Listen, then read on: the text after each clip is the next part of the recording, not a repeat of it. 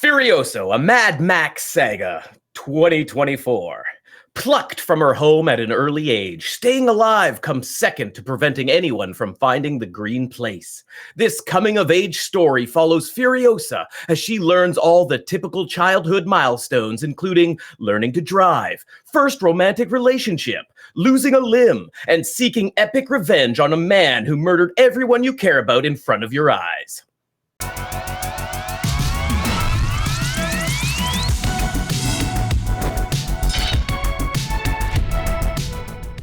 All right. Now, I always like to go to these things where I'm like, hey, where did you discover this movie? But this one's relatively new. And Mad Max was the very first episode we ever did on our rating. And Will, at that time, you were the only one who had seen it. And you gave us a brief review of your movie. Now, I did just re-listen to the Mad Max episode that we made, just so I was a little caught up on the franchise going forward. Mm-hmm. And I didn't listen to your review because I wanted to get from your mouth. Do you remember the review you gave at that time? And do you feel like it has changed at all this time around? Or for that matter, did you even rewatch it, or are you just going based off what you thought months ago? I did rewatch it. This came out around, 8 or so months ago now? Yeah, I think it was in the summer. Yeah, so I watched it in the theaters, which I believe every Mad Max movie should be watched on the big screen. So I did just happen to catch it in theaters before it was removed. And I felt it was pretty average as far as Mad Max movies were concerned. Now, that being said, I did go back. I don't remember the spiel or anything like that. I didn't listen to our episode, so maybe I'm going to do that later. Links in the description below. Now, I did go back and check my rating because I did give it a quick rating, and I scored it lower on my first time around than I scored it this time around. Interesting. So okay. That was my next question, so that's good. So it's growing on you then, huh? I don't know if it's growing on me as much as we were right in the thick of the Mad Max movies then, and this gave me time to consider some elements, as well as we've been doing this for much longer now. We've been doing this for 8 more months. So maybe I've refined how I rate and what criteria I really care about. Yeah. That was our very first episode. We were all very rough as we were jumping into that with scoring and whatnot. I think even though I'm sure we'll look back on this a year from now and be like, oh man, we didn't know what we were doing back then. I feel like we have grown a bit since the summer. So I was looking at my score for it and I gave it an honest score, but then I was looking at my scores for the other Mad Max movies and I was like, oh, this should be higher than that, but it's not. So, okay. And we'll get into that at the end of the episode when we actually get to scoring these. Brian, you said that you'd seen this before, but you didn't end up rewatching it for this episode. How long ago was it that you actually watched this movie? And assuming just the once, right? I think it was just about 2 months ago. And I was pleasantly surprised, but not exactly blown away. But I think I was expecting something completely different. And I was... there were some real gems in this movie, some real points of interest that I very much enjoyed, and there were some low points too. I would agree with that. There were some things about this movie I really did enjoy, and I'm sure we'll get to all of those in the near future. My only real complaint with this is I was having a great time with this movie, and then it just kept going. And then it kept going. And then it was still going. And I'm just like, holy crap. It's only 2.5 hours. I've seen movies at this long or longer, but this one just felt like it should have been about an hour and a half. And it was not. It just kept going. And nothing in it was bad. There was nothing that I can point to be like, oh man, that was awful. The acting was great. I think most of the cinematics were fine. Some of them were a little more CG than I would have liked, but so be it. The plot for what it was okay, but it just kept going. Did you guys feel that way at all? Or I think if this had been an hour and a half, I would have really enjoyed this. Go ahead, Will. Yeah, I think my 2 biggest points of contention for Furiosa are which is funny, the CGI, there's some issues with. And then on other ways, there's some really great CGI in this movie as well. And I'll talk about that a little bit more later. But the other thing is what Dan mentioned, the length. It's just a little too long for the simple revenge story that this is. Yeah. Now, that being said, Mad Max Fury Road is directly after this movie. This is a sequel to that movie, and it really set the bar high. It's like the pinnacle Mad Max. It's almost the pinnacle action movie for myself. So going into this, I was happy that it was a revenge story, not a full-on action sequence from beginning to end. And I think Miller did a really good job in choosing a different way to present this movie so that you shouldn't compare it to Fury Road, but naturally you're going to, because it's all part of the same franchise. Mhm. Yeah.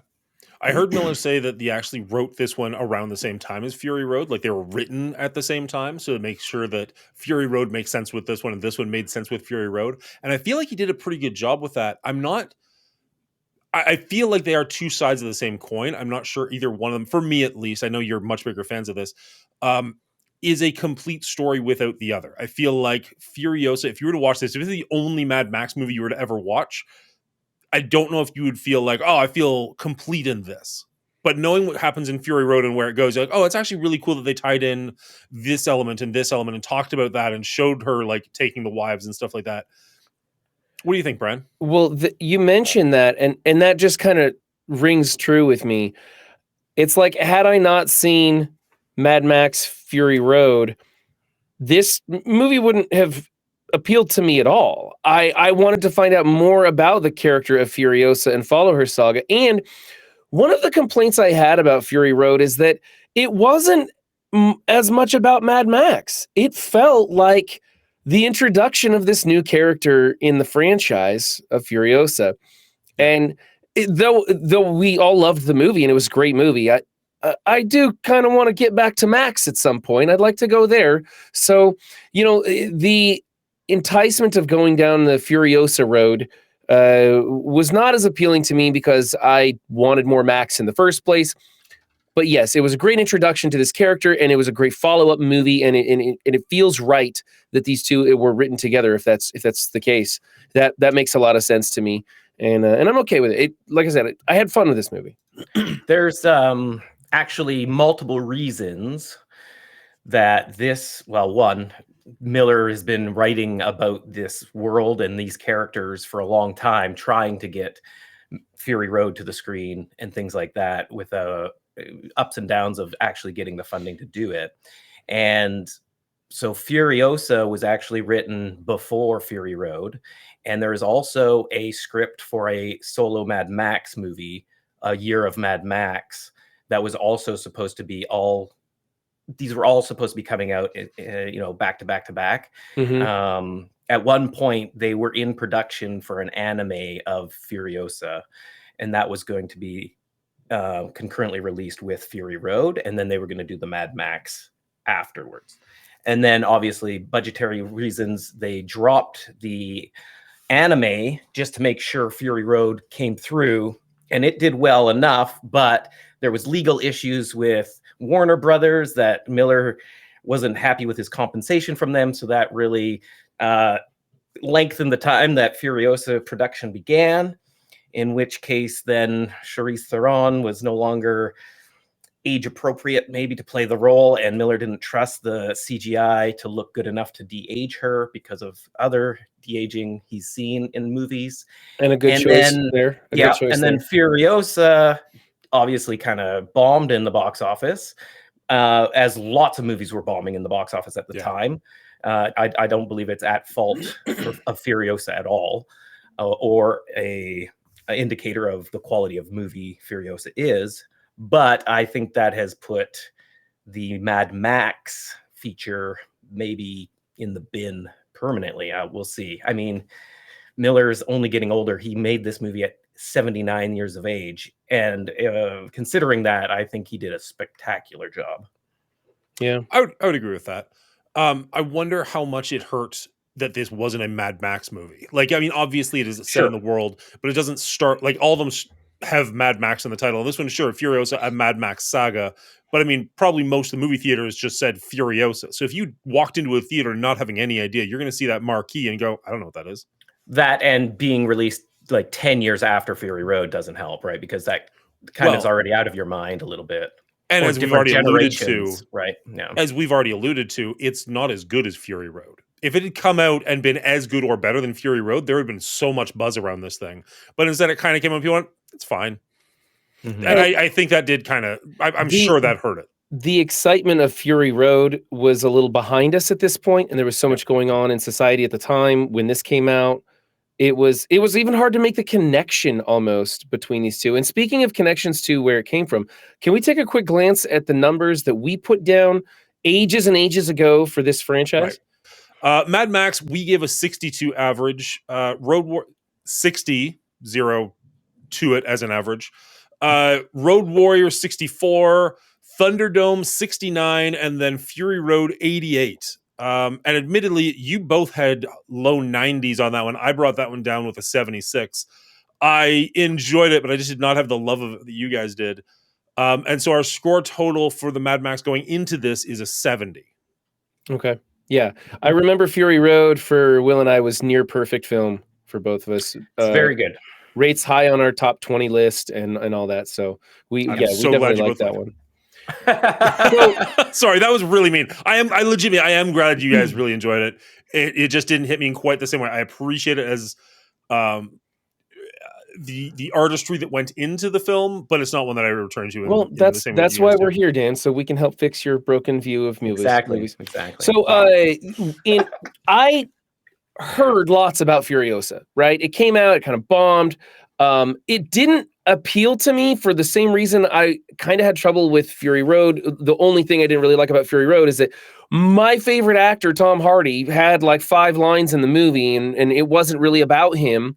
And then we go to Furiosa, who I felt like stole the show from him, or stole his role. Not really stole the show. The whole movie was great, but it moves on to the character that I was like, well, this isn't who I wanted to follow. And so I wasn't excited about getting into this movie. And so when I ended up sitting down and finally watching this, I found that the character Furiosa was an interesting character to follow. She had a great job acting all the age variants of her or whatever.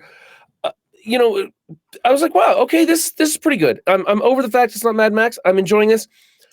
But then I met Dementis, and man, he blew my socks off. I was so the character doesn't make any sense, but holy shit, I love this character. He was fantastic. I couldn't get enough of him. I agree. Chris Hemsworth did a phenomenal job performing this character. And much like, I think all of the Mad Maxes, really, the villains are really unique and very bizarre. The world that we live in is obviously just chaotic, and I really dig the villains in Mad Max. And there's no exception to this. Dementis is incredible to watch. Even just seeing his motivations, his lack of leadership play out is super fun. He's not even really good at being the worst guy out there. Like, he's kind of a screw up, but man, he's fantastic. But he's captivating to watch. Yes. Like, I would have enjoyed a Dementis movie almost. Like, I liked what we got to some extent, don't get me wrong. Yes. But I could have definitely gone with more Chris Hemsworth. Now, out of curiosity, you say he wasn't even that good at being the bad guy. The whole thing with him at Gastown, where like the entire place is going through a riot, do you think that was accurate, or do you think that was him putting on a show for them so that he can kind of be like, oh, I'm losing control here, and make a play on the bigger cities? He's losing control. Yeah, he's losing control. I think he just didn't know how to balance it. He's a screw up. He can run a big gang, but he can't run a city. He's not an emperor. Yeah. He doesn't know economics. He doesn't know how to work all this stuff. He just takes things. And now he's trying to run a community, a city, and make it function. He's not just a bandit anymore, and he can't do that. He doesn't have the chops for it. And that was what was so intriguing about his character, is that this is a villain who's great at being a villain, but he's flawed, and he's failing, and he's screwing up, and he's still just going 100%. Yeah. He's failing upwards, as you will. Yeah. yeah, exactly. And that's why he is also not content, because when he got Gastown first, I believe, he was set up. He was good to go. He made a deal with Immortan Joe. Like, he was in, and like could have lived happily ever after just running that town. But because he couldn't lead, it was crumbling. So he had to get Bullet Town. He had to go for the Citadel, because without being on top, he couldn't prove to others that he deserved to be the leader and everybody should listen to him. But he just fumbled his way through. And half luck, half, he's not dumb by any means. Like throughout the movie, he has a lot of really smart things to say. He's got a lot of smart actions that gets him what he needs, but he just doesn't have the leadership skills and obviously no way to learn them in this chaotic world. He's willing to do anything to succeed, except maybe the right thing, Like even when they're taking shots at him, he's willing to do anything. He just doesn't know what it is. Yeah. They're taking shots at him and he's like using his people as human shields and stuff. Like he does not care. He will do whatever it takes to get to his goal, but he is an excellent bandit and he's a terrible leader. And so he's just going to go take and take and take because that's the only thing he can't maintain. He's got to take something else that's already been built up.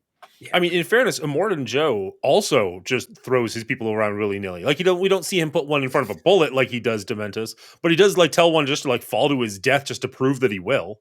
But I believe that proves his leadership, right? Yes. He proves his leadership by being able to have this cult-like following who will die for him, right? Yeah. And I believe Immortan Joe understands his people are one of his resources, and so he can use them as a currency when he needs to. Whereas Dementus is just like at that very instant, because he never thinks further in front of him than his own nose. At that very instant, he needs to sacrifice the guy. So there it is. He's not thinking about how this plays out. He's never looking for tomorrow. It's always what is right in front of him that he needs to happen right then and there. And he's constantly just jumping from one thing to the next, which makes it very exciting to watch him as he just instantaneously finds a solution right then and there. And I also think it makes sense that he has survived this long, because that kind of thinking, like here and now, is what survival is in this wasteland. If you can't think quick on the spot for your own survival, you're not going to make it. And he can do that, but he can't think long term. He has no idea. He knows what he wants. He wants to just be like the king of everything. Everybody bow down to him. But he has no idea how to actually achieve that. All he knows how to do is survive today. He knows how to survive this encounter. He knows how to survive the encounter that's going to come up. But he doesn't know anything beyond that. And that's his like tragic flaw, I guess, in some ways. That makes sense. And his Chris, his speech patterns for this character, so fantastic to listen to him talk. The way he brings this character to life really brought up the acting score for this movie for me. I'm kind of carried the show. No real bad points. We had some young actors, but they did an okay job. We had a few instances where I didn't understand why people were doing the things that they were doing, and that's not necessarily an acting problem. But for me, Hemsworth really carried the show in this film, and I was not expecting that. It kind of blew me away. I would agree with that to some extent. I think as far as the kid actors go, I realize looking like somebody isn't necessarily the most skillful thing you can do. But the actress they found to play a young Anya Taylor-Joy, I thought was actually phenomenal. Like I believed that she would grow up to look like Anya Taylor-Joy. Like Anya Taylor-Joy is a beautiful woman, but she is not a stereotypically beautiful woman. And this little girl kind of has that same features, or at least enough of them to make me believe that she would get there. Now, I don't know how much Anya Taylor-Joy is going to turn into Charlize Theron. That's totally fine. They're separate movies. That's not bothering me whatsoever. But I think the kids in this movie did fine with what they were given. Like most of her role was, sit in a cage. Yeah. Or running. Yeah. Or crying. I will say, I kind of got a hint at how long this movie was going to be when I realized how far into it we were. And I'm like, we haven't seen Anya yet. It's always just been this little girl. I'm like, oh, okay. Like I thought this should be like the first 5 minutes, and it's like a solid hour of this little girl, which I mean, again, I was pretty okay with. So just really liked. Go ahead. No, I was just going to say I really liked where we started with this movie, where you do see that lush, enriched area. Shoot the head of the abundance, the Palace of Abundance, whatever. I thought that was great because we hear about it in Fury Road. We're not entirely sure if that's accurate or she's misremembering or something. So seeing that lush part of the desert was really, really cool.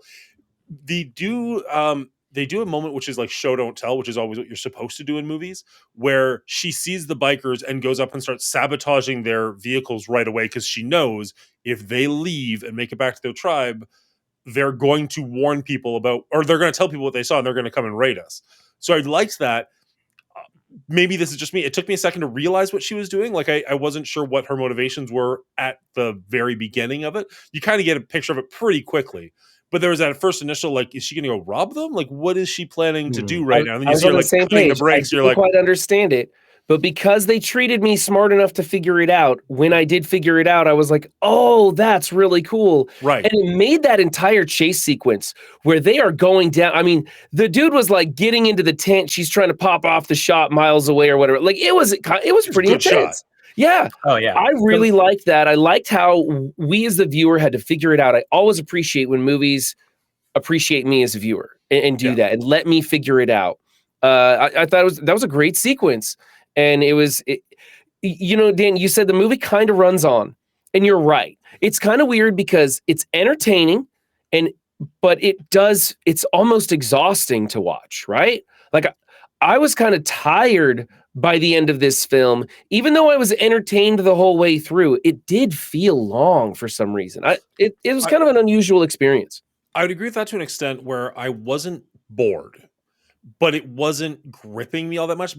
I think my issue, you know me, guys, I love story, I love dialogue, I love character development. This was a lot of explosions, and they were cool explosions. They're cool car chases, but we don't get a ton of character development from any of the characters. And unfortunately, the most captivating character on screen is the bad guy. And even then, Chris Hemsworth isn't in a chunk of this movie. Like, he's around for a good chunk at the beginning, and then he kind of disappears for a little bit, and then comes around at the end just to, spoiler alert, die. Well, Dan, he doesn't die, does he?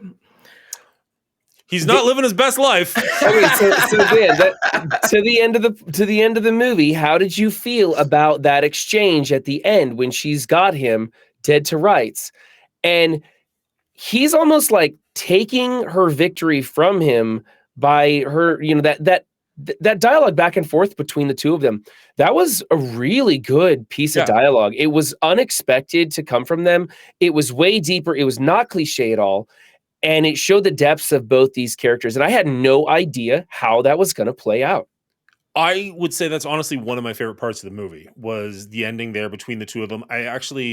I really liked that there was a second there where they didn't give you a definitive ending for what happens to him. Like legend says because when we discussed the first Mad Max movies, the first couple of them, we were discussing like, is Mad Max even a real character, or is he just a legend in the wastelands? Like, is he just like a story you tell your kids kind of thing? Because every movie he's a little bit different, and every movie he's just kind of like helping out a bunch of ragtag people. I really liked they almost brought that back at the end where they're like, oh, legend says that, she shot him in the desert, or legend, I can't remember what the other ones were, but there was like 2 or 3 different ways. Strung him up in the tree. Yeah. And then you see him like tied down with the tree growing either between his legs or out of his bowels.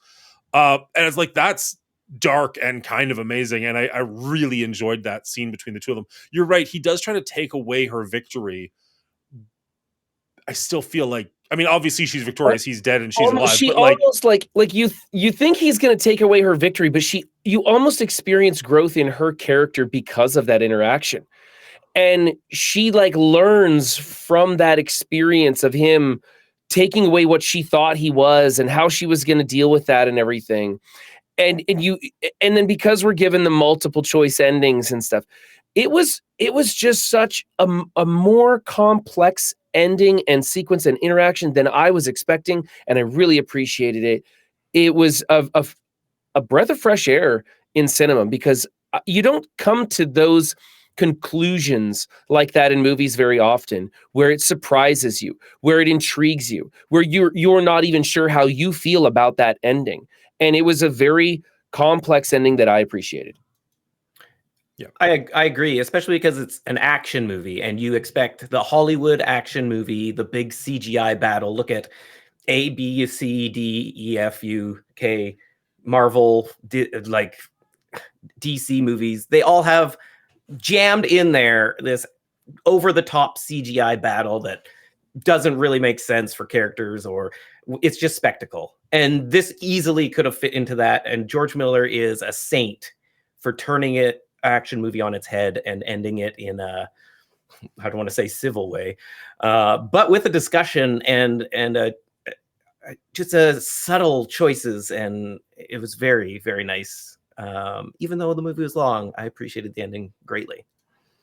He might have had some subtle choices at the end there, but there was a lot of not subtlety in between. Like there was a lot of just it is a Mad Max movie. And whatnot. Yeah, it's a Mad Max movie. Yeah, there's one scene in particular. I don't know if you guys have ever seen. I think it's the Teen Titans Go to the movies. There's a scene in this where they're driving the war truck down the road and they're coming at them with bikes. And they're like, oh, not just bikes, but now we've got bikes with paratroopers. And then, oh, not just paratroopers, but we got parachutes with fans. And like, oh, not just fans. Now we got an airplane or a glider or something like that. And it just kept escalating in this weird way. And there's a scene in Teen Titans Go to the movies where I think they're fighting Batman. And the Batmobile just keeps like exploding and turning into a smaller vehicle, exploding and turning into a smaller vehicle until the point where he's like riding a unicycle chasing after them.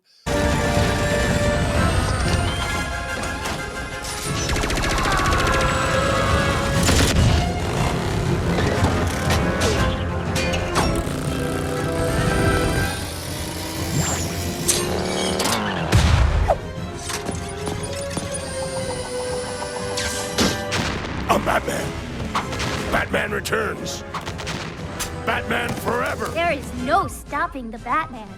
And it just felt like that. Like, this is a really weird progression to have in this movie. It felt like we're okay. So I'm just editing Alien Resurrection, and you're talking about all the unintentional comedy in it. It felt like unintentional comedy, or possibly intentional comedy, that they're just like escalating more and more and more during this ridiculous chase. Did you guys feel that whatsoever, or were you just like, nah, this is just absolutely badass? That weird airplane glider thing crashes into the back and has like these spinning tentacles now coming off of the back of the truck. That was cool. I mean, yeah, it looked amazing, but it was kind of like you said, it was a weird escalation of events on that one. I mean, excellent sequence. Like the truck itself, and I've got this big truck pictured behind me because that was a really cool aspect of this, is that you saw the evolution of the war tanker that they use and the different variations that they have and the claws and the knocker thing, whatever all that stuff was really cool. It was very fun to watch, and hardly any of it made any sense at all. But that was just put a smile on my face, that stuff. But yeah, the chase scene's escalating into weirder. But of course, in Fury Road, we had lots of different guys on the poles swinging back and forth with the weights. Like, that stuff is just ridiculous. That would never work in reality. Why would you ever try and do that? But it looked good, right? It was entertaining. It was amazing. And the fact that it wasn't CG in that first one was even better.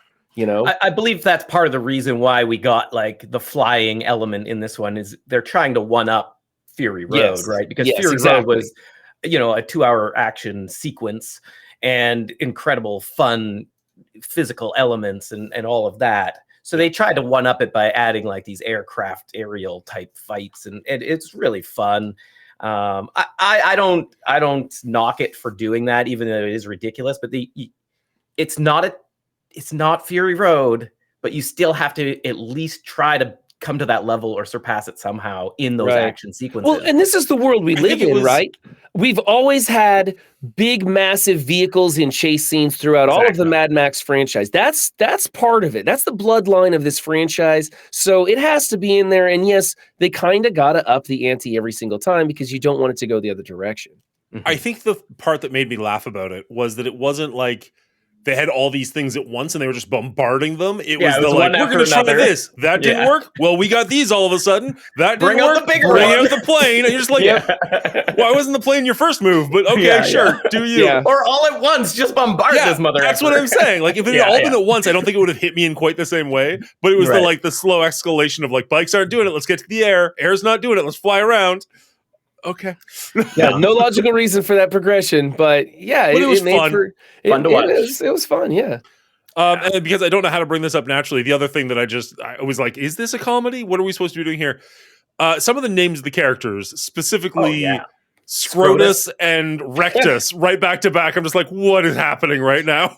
I am Scrotus. I am Rectus. We are the sons of the Immortan Joe. Yeah, Immortan Joe's sons, absolutely. Yep. The People Eater, like what was that? Like there's a bunch of weird ones in here. I mean, to be fair, I think for most of the movies, there's been some pretty intriguing names. So I think it's, again, part of that world is like, you know what? I'm in the wasteland. I'm effing crazy. I'm going to pick an effing crazy name. And that's how it's going to roll. And a lot of it is like intimidation maybe, or, whatever it is to I'm sorry, stand out. Scrotus is not intimidating me. Well, you know, The maybe if he killed his dad, he could. I think Fair. his dad probably named them that because they didn't come out healthy, and so he was not proud of them. Right? He's like, oh, my son is not complete, not whole. He doesn't get a great, cool name like Immortus Joe or Morton Joe. He gets Scrotus because he came from my scrotum. And the other guy's Rectus because, damn, he is not even worth two shits. You know, like, I think that's Immortan Joe's sentiment to his sons. Because he's still waiting for, like, that perfect baby. Will, what did you think of some of like the lore built in this movie, like the history man and the way they kind of pass down information? The society of, you know, the beautiful lush green place, I forget what they call it. That society that they have built there. The political powers that be when Dementus and his crew meet up with Immortan Joe and them, and they're starting to negotiate. You see a lot of these societies and this world building that's going on. What did you think of all that? That's a great question, Brian. Let me tell you. I believe that is the reason this movie was made. I believe George Miller, like I said, wrote this script, wrote Fury Road, and wrote another Mad Max script all at the same time over, you know, plenty of years when he was trying to get funding for the movies to go. And he actually gave Furiosa script and Mad Max script to the cast and crew of Fury Road so that they all had all the backstories and all the clans and all the people. They had all that information going into Fury Road. And I believe that's George Miller's really good at world building, and specifically this world. Like, he has built a world, all encompassing almost. And so where Fury Road was like this action, pique your interest into this world, Furiosa was the complement to that, being like, here's that world that you got a taste of, and you can now live in it and see it for what it actually is. And I really appreciated that. And I really appreciate that the movie came out. The only reason I appreciate it came out as a sequel is to further just let the audience feel this world rush over them and take it in. So I think George Miller was really smart in why he released them the way he did. And if you're like a fan of the Mad Max, you're obviously a fan of this wasteland, and you should fully accept that this is a world building movie that you can just live in. All right, we've had some appreciation a bunch here. Dan, what do you have to say that you really didn't like about this movie? What drew you out of it? What frustrated you besides its exhausting feel of length? I mean, at the end of the day, okay. Because Here's the thing. you had the worst score for us by a long shot on. Oh, I'm assuming I'm going to tonight as well. And so I want to know, did this movie continue to, in comparison, tank on this franchise? Honestly, I thought Dan would like this movie better than Fury Road because I think so too. That's what I thought. There was more story to this. You know, it wasn't just a long action sequence of like, who are these characters? You know, there's very little dialogue throughout that one. This one at least has like character building. So I thought he would like this one more, but now I'm thinking not so much. As I said, I really enjoyed this movie for about an hour and a half. I would have liked to have seen a bit more of the very beginning. You see Furiosa with her sister, I assume, picking the apple, and then we jump straight into her getting kidnapped and the action sequence, and she's in a cage, and we never really sense of who she was prior to being a victim. It would have been really nice to have seen a little bit more of that community, a little bit more Furiosa as I'm going to say innocent, although there's probably nobody innocent in this world. Mm-hmm. But so we can actually get a sense more of what she actually lost of herself, not just of what she lost in her freedom, I guess I'll say. I think so much of this movie, my takeaway of this movie, and I watched it 2 days ago, I think. So like pretty recently, is just explosions. Just everywhere explosions. Constant explosions. Yes, there is a bit more character development than, say, Fury Road. But I don't know that I have a great sense of who Furiosa is. I think I have a better sense of who Dementis is, and that's why I liked his character as much as I did. But for Furiosa, most of the movie, she's silent. She's like under an oath of. That's not the right word. It was under. It's going to go a different direction. That was not what I meant to say. I just don't know that we like for considering the movie is named after Furiosa, considering it's a Mad Max saga of Furiosa to get to Fury Road. I don't know that I know that much more about Furiosa after watching this that I couldn't have pieced together pretty easily before watching this. Does that make sense? Like, Yeah. we know her mother dies. Yep, that pretty much could have guessed that in this universe. We know that she no longer lives in the habitat that she grew up in. Yep, we knew that because she's with Morton Joe. Like, there's not a lot of like this doesn't add a whole lot to this. Well, Now, that being said, the one thing I will absolutely praise this movie on, and one thing we didn't touch on when we were talking about Chris Hemsworth, Tom Burke, I thought was really interesting, and I would have loved to have seen more of their connection because that seemed to be the only person in this universe that intrigued her and brought her out of her shell a little bit. Everybody else she just kind of ignored or tolerated. That was the one person that she was like, "Oh, this is an equal. This is somebody who actually respects me." And instead, that sequence was relatively short, and he ends up dying too early. I didn't understand that. It Understand was what? awkward to me, her relationship with him. He's the co-driver in the truck who kind of Correct. takes her under his wing, right? Yeah. And it was always on this kind of fringe. Like, he seemed a little too old for her, so it was kind of like creepy. But there was an edge of romance there. I never knew where it was going to go. I never knew where it was going to land, and there was hardly any dialogue between the two of them. You just had time would progress, and she would be further in cahoots with him, wearing some matching leathers with him, holding, guns that they were working together more fluidly together because they'd obviously spent more time together. I didn't get that relationship. I wanted more of that character. He was out of the movie too fast, and they just didn't land that duo for me. It didn't quite fit right, and I went away needing more out of that, or maybe less. Not really sure, but for me, that the pairing of those two seemed unfinished. I would agree with that to some extent. I liked that I left that kind of wanting more. Obviously, if I want more, then I would have liked it if it kept going, right? So, like, sure, if they want to give us more, I would take it. But it didn't feel as incomplete to me as apparently it felt to you. I felt like that did make some amount of sense. Clearly devoted to him. She turned around and risked her life to go save him when I thought he was a goner for sure. Yeah. I mean, I got it. I kind of got it, I guess. Maybe they just didn't have the chemistry I needed to pull that off. I don't know. It just felt a little off to me. Not even that bad. But that was one of the points that I had trouble with in this movie. I was like, I don't get these two. I'll give it to you in the sense that, like, her going back when he was in trouble made sense to me because, I don't know, it did at the time. The part that I thought was weird was he says to her at some point, like, I'll train you, I'll teach you how to be a driver, and then once you are, then you're free to go. Mm-hmm. And it felt like the next scene, he's like, here, there's shotguns for you. You've learned everything you can. I'm like, I'm sorry, where was that training montage? Yeah, like, there we go. Yeah, I needed that bit for sure. Yeah.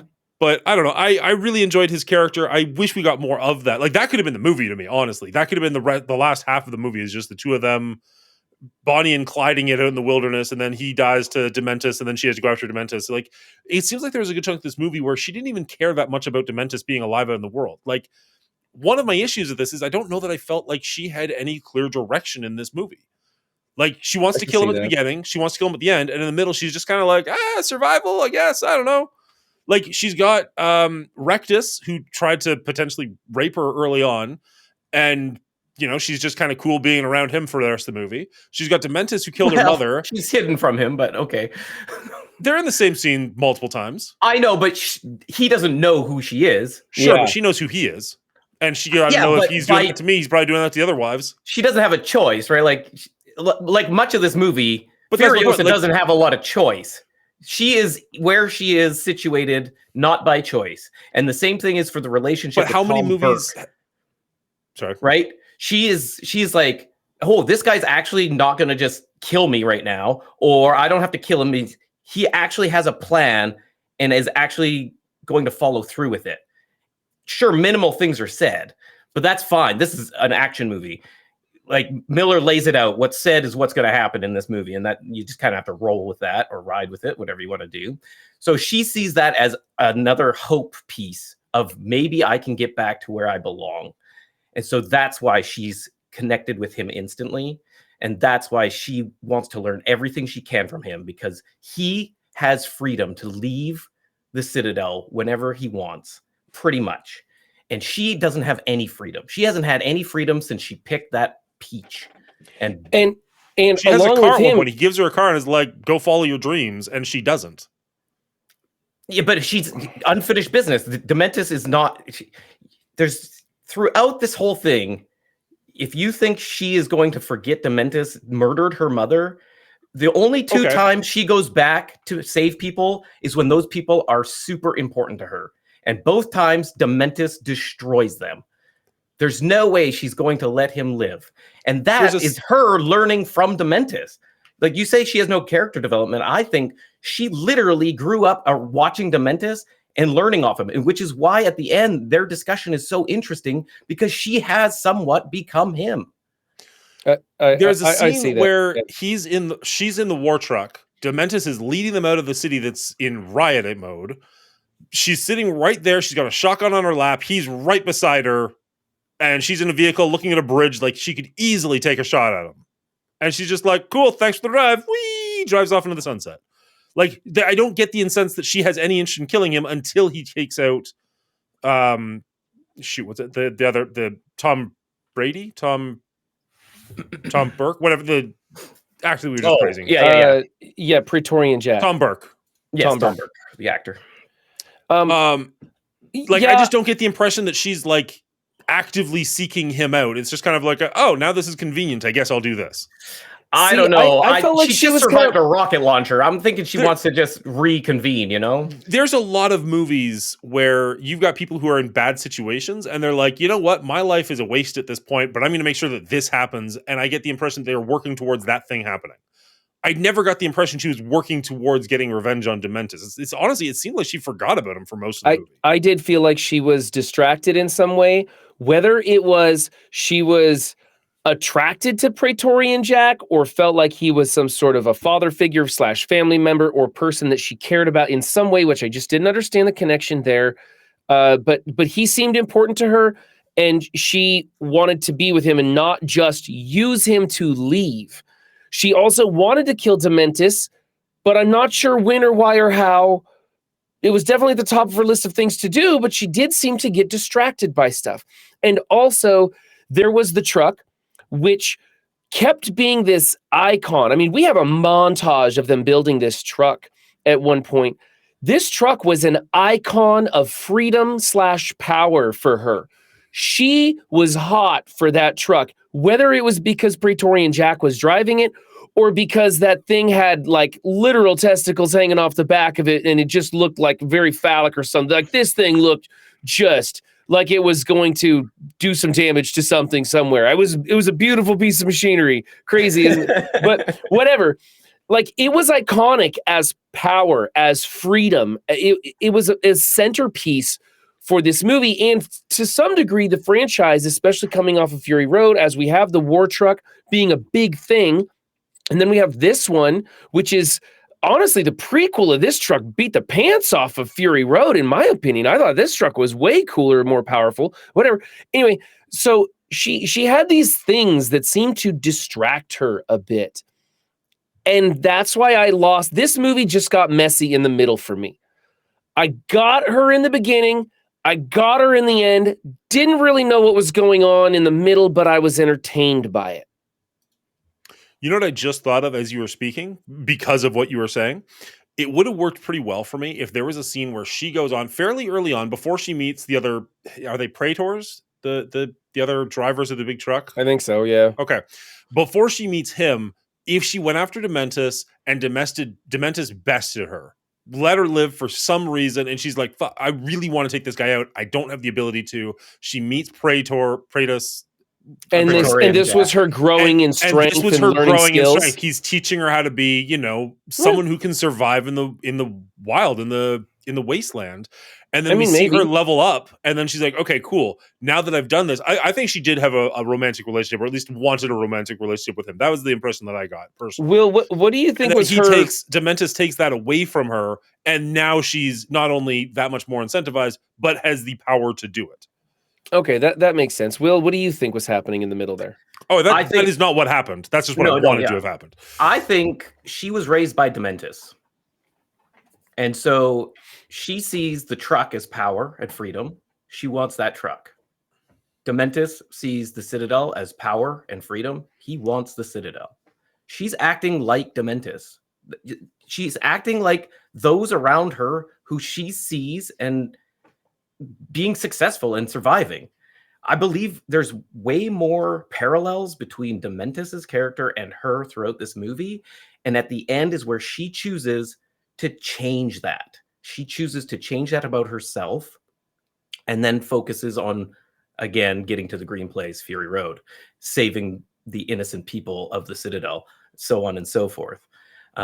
Not so much getting the power, not so much becoming the leader of everything. Spoiler alert, Fury Road, she gets the Citadel because she's made this choice to change her character, to separate herself from the Dementuses of the world. That's what I felt. Does it come across well? Maybe not. And is that because this is a 2.5 hour movie and we don't want it to be 4 hours? We didn't even want 2.5 hours.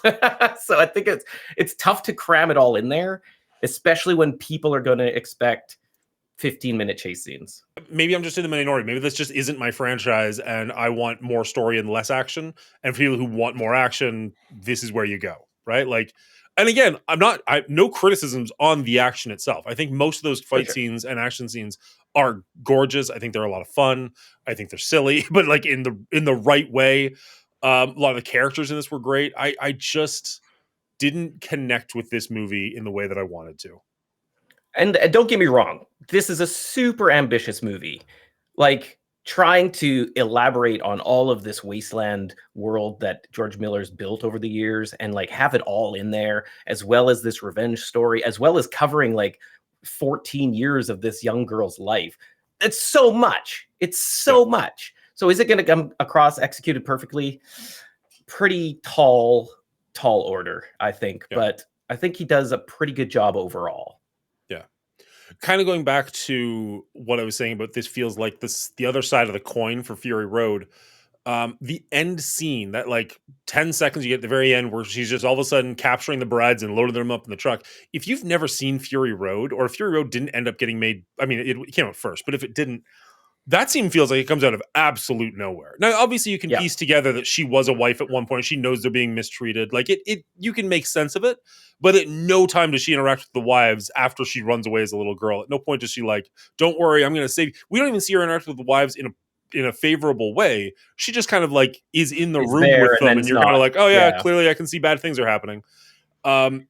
It works because of Fury Road. But if this is the first Mad Max movie you were ever watching, I could absolutely see you being like, "What? That's the ending?" Yeah. I also think that's why, and like a lot of people are like, why did George Miller put this like weird almost trailer of Fury Road at the end of this movie? And I think that's exactly the reason, is because this movie came out later, and even though it's a sequel, but it leads into Fury Road. So obviously 10 years later it came out. People are going to watch this movie not have seen Fury Road. So him putting in that kind of trailer-esque montage at the end are like giving people that reasoning for why the movie ended the way it did and saying, hey, go watch the next part because it's going to blow you away. Yeah. Even Miller likes to promote his own content. I mean, who doesn't? Who doesn't? YouTube.com/The Mongoola Show.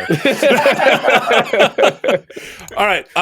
On that note, shall we rate this? You guys have anything else you want to throw out there? let's rate this. Can I go first this time? I never get to go first. Please. Yeah, Brian, I'm always wanting you to go first, and please. Okay. I don't actually care if I go first or not. I was just noticing I haven't gone first in a long time. And I did the math. Okay. So the rough draft of this before we come in here, because it's starting to be very interesting to me how my point system fluctuates just a little bit. I ended up giving this movie a 73 when I first came in. After discussing it with you guys, I ended up coming down on the plot a little bit, remembering some of the plot holes, going up in the direction a little bit. And as far as this movie holding up, it did get a little bit silly at times. And my adjusted score, final score for this movie is going to be a 71. For me, the biggest points that I had in this movie is it felt a little bit sloppy in the middle. Her relationship with the Praetorian Jack or Praetorian Joe or whatever his name was. That one, it just didn't land for me. But the highlight of the film would be Dementis. His character was absolutely phenomenal. So I'm actually going to disagree with Brian a little bit on that one. I think the storyline that they had with Praetus was actually one of the stronger points in this movie. That's the part that I really enjoyed and would have loved to have seen more of. Overall, I thought this movie was actually very well directed, very pretty, very fun to watch. It just was way too long for me for how little story there actually was in this. Everything I got, I liked. There's nothing I can point to as a glaring problem, other than it just didn't really hold my attention for the entire length of the movie. Now, as we said when we first started this, the Mad Max franchise was the first movies we did on this show, so maybe my scaling when I wrote those down was not quite as accurate, or maybe it's changing over time. I'm not 100% sure. I gave this movie a 69, which puts it a little bit behind Fury Road, but it actually also puts it behind Thunderdome. And I can't quite make sense of that because there's no chance that Thunderdome was a better movie than this one. Thunderdome's a lot of fun. I really enjoyed Thunderdome. But this is a better made movie in every category. Way better acting, way better set pieces, way better everything. So I'm sticking with the 69. That's where I'm landing with this one. But it does feel a little bit weird that it came in behind Thunderdome. That's not weird at all. That's Tina Turner. Those extra points. Tina, baby. Tina. 2 extra at least.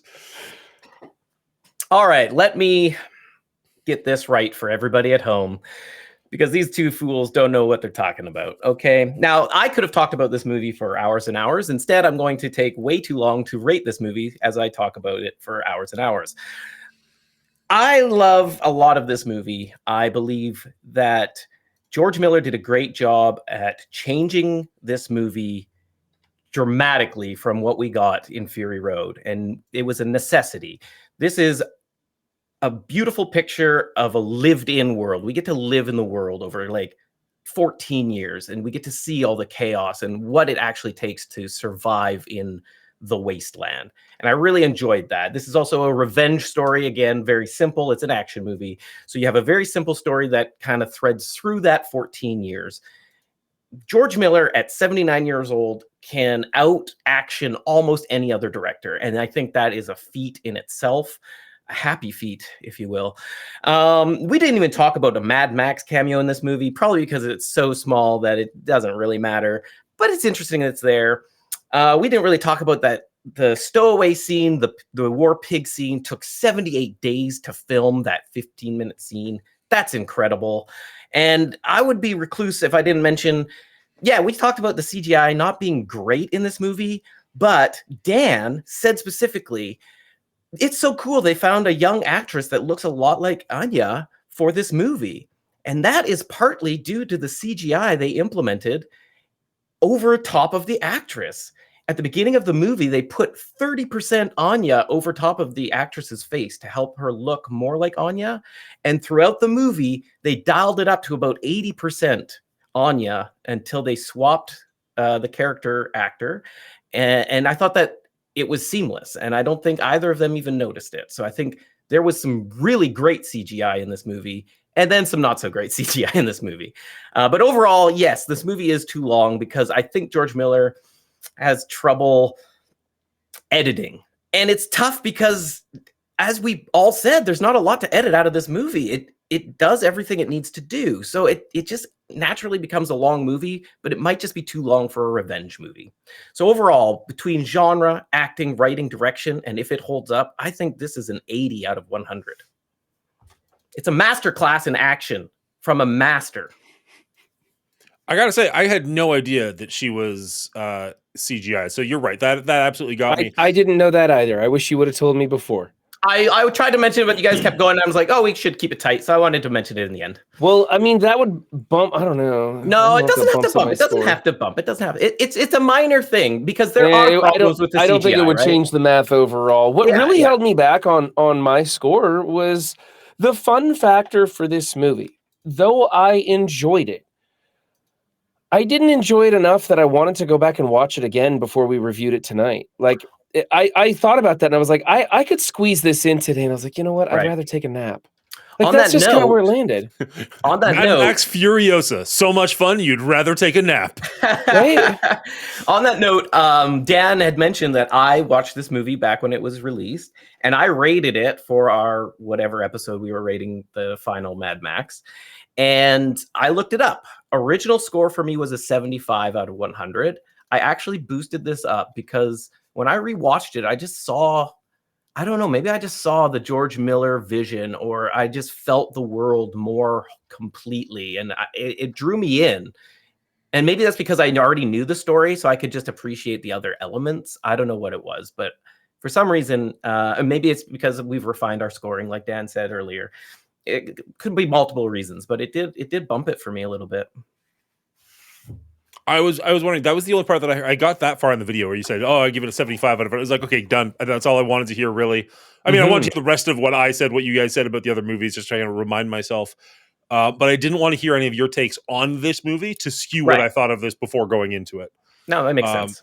So that brings Mad Max's total score up to 71, which breaks the only tie we had. It was the first, 3 movies, and we had a tie pretty much instantly, and that just irked me. So knowing that Mad Max comes out on top, honestly, I'm a little bit upset about that. I do wish Predator had beaten out Mad Max, but I do like that there's not a tie, so I'll go with it. I'm good with this. I think that there is more quality invested into the latter 2 movies of Mad Max, and even some interesting techniques used in the earlier films, that I think the effort to produce a better film is there over Predator. We've got 2 different genre styles kind of things, obviously, and I would just have to say I'm happy that Mad Max beats it by 1 point. I like where that rests. Honestly, I'm pretty okay with that as well. I absolutely love 2 of the Predator movies, and the other 3 are very, very forgettable. Hit and miss, yeah. But I guess, I mean, I guess at the end of the day, I liked 3 of the Mad Max movies as opposed to. So yeah, I guess that makes sense. I guess it does work out. I just, in my brain, I like Predator overall more than I like Mad Max. But when you actually break down the movies, there were more Mad Max movies I enjoyed than there were Predator movies. So yeah, that's part of the franchise thing. It's the ups and downs, right? Yeah. Overall, it could drop you, even though you like that franchise a little better. That's, I think, what Run came into. He loves Alien, but because there's some bad Alien movies, it dropped it even more for him in those bad movies, right? Yeah. Yeah. I'm okay with we that. should revisit I Home would have loved an the Alien tie, but that's okay. You'll notice. I saw the asterisk. Thank you. Okay, I was going to say, I saw the asterisk. I was very happy about that. I almost deleted it, and I was like, nah, I'll give Run 1 on this one. I just moved it up a couple. There you go. There's an asterisk for Home Alone. We can all be happy about the board now. You got your difference in scores. I got my asterisks on Home Alone. Will even got Mad Max to go up above right there. So hey, it's there you go. Worthy. It's worthy in my eyes. All right, and that has been our rating of the Mad Max Furiosa. Now that finishes our Mad Max saga. Do you think we rated it too high, too low, or are you actually pretty happy with where it lands on the franchise board? We record these live over at twitch.tv/TheMongoolie so head over there and hit the follow button if you want to watch these live as they're recorded, or if you're happy with the edited versions, make sure you hit that subscribe button. It really does help out a lot, and like the video as it does help the channel grow. Are there any franchises you'd love to see us do in the future? I'd love to hear from you. Again, comment down below. Be great to hear from you. Other than that, we'll see you next time with another great video right here on The Mongoolie Show. Good night, everybody.